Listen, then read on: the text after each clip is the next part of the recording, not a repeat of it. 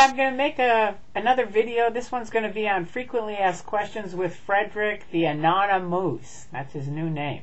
Okay, so Fredrick's going to ask the question. I'm going to answer it. All right, so here we go. The first question is, how many people are in Scientology?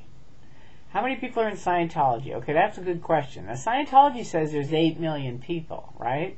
Now, there may be 8 million people in their minds, but in truth, just walk around their orgs, go look. They're mostly empty. I'd say there's probably, this is a guess, but I'd say there's about 250 people that are actually actively doing something in Scientology, right? But they always are puffing up their statistics. Anybody who bought a book, anybody who ever gave them a name is considered one of the 8 million people. Okay, so there's that one. Next, Scientology is going to say, why are you hurting our religion? Okay. Now, Fredrick, you know I'm not hurting their religion. He does. So does everybody else, okay? I am not hurting anybody. I am exposing the abuses of an organization, really quite a mafia-like organization called the Church of Scientology. They hide behind the curtain of religion, okay? And they do very abusive things because of that. Very abusive things. They have things like breaking up their families, which I've told you about. Fair game, where they lie, cheat, steal, destroy someone utterly. They have medical abuse, which I suffered from personally. They have a thing called the RPF, the Religious Freedom, the RPF, which is the Rehabilitation Project Force, which is really basically a slave camp for the Sea Org members, okay, which are the people that work 24/7 for Scientology. They're the guys in the Navy uniforms.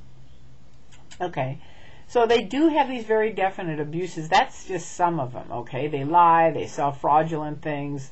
It's like on and on and on, right? Those are what I'm speaking out about. The day that Scientology stops doing the abusive things, Fredrick, you know you and I are on our way back to Norway. See, here's his little Norwegian thing. There you go. That's it. The day it stops, I'm off to Norway.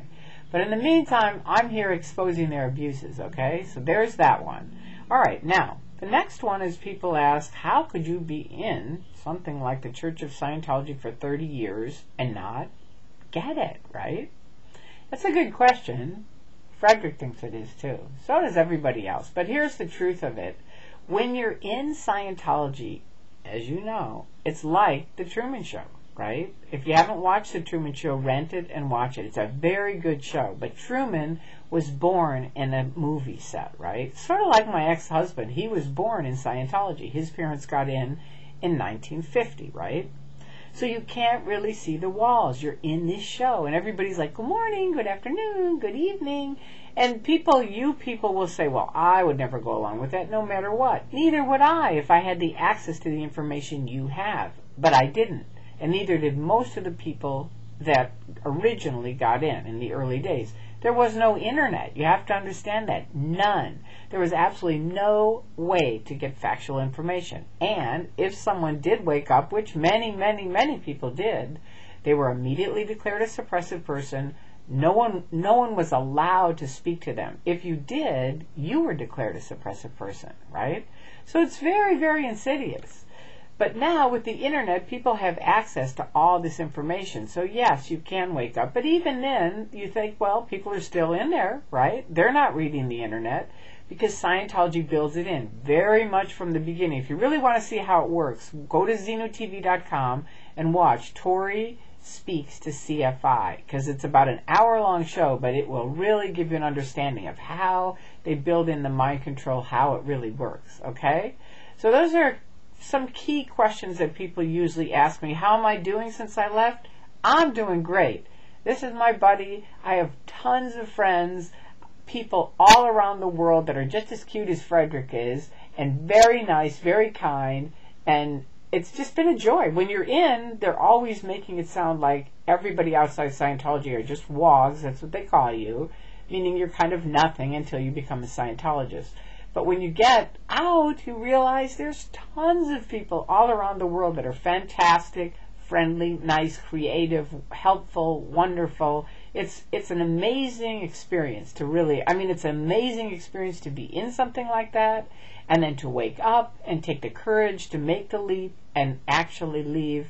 But you know what? Once you finally leave, it's like walking across a street. You feel like you're going to jump off of a mountain as tall as 1,000 feet up. And there's a little sign at the bottom that says you might make it if you jump. The truth is, once you leave, it's no more trouble than walking across a line in the middle of a street. Walk across it, you're out. That's it.